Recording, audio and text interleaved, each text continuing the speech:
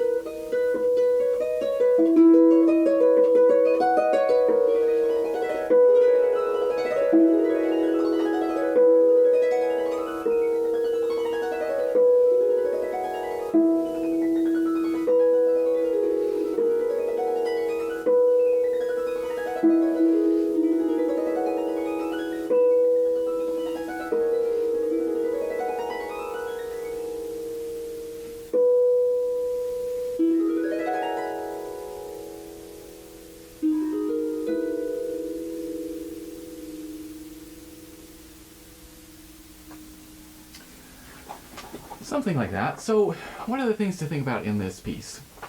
Well, first of all, the overall quality of the piece throughout most of it, it's very quiet, and it's peaceful in a way, but you also want to have that sense of movement, so that we're just sort of, we're floating, but we're not stuck. That there's this, it's as if we're in this, I don't know, nice warm Gulf current or something that's just flowing down, and it's not, it's almost as if we don't feel that we're moving, but we also don't feel as if we're stuck, so that it doesn't get too slow. That's just something to think about. Right off the top we have these harmonics, and I do them just the normal left-hand way. They're fairly high.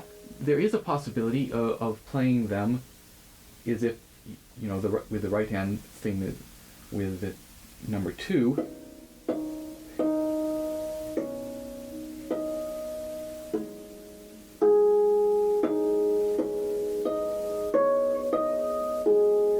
And you can tell I don't do that very often.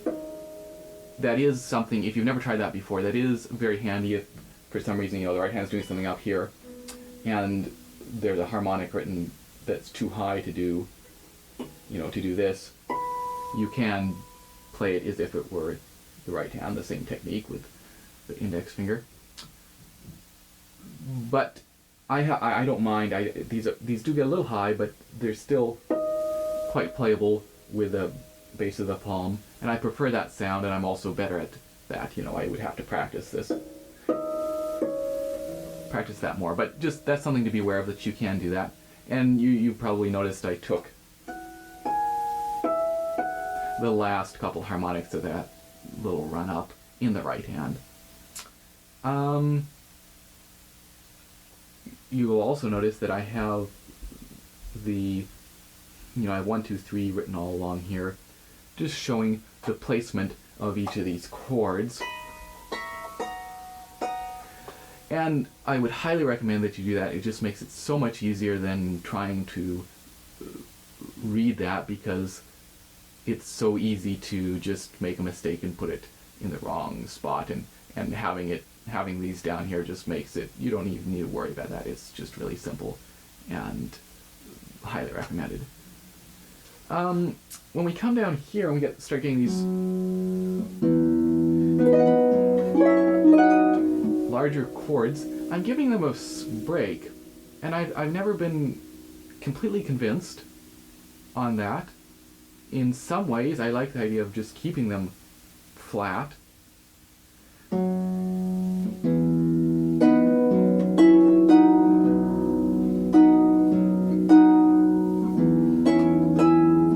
The problem with that is that, especially as we get louder,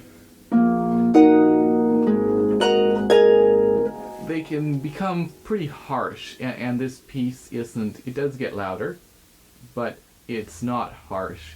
And so by having a break, it spreads the sound out a little bit, and it helps make it a little bit warmer. So I do think that some sort of break is the way to go, but again, that's just something, play around, see what your own sense is, what your own ear and sense of aesthetic wants there.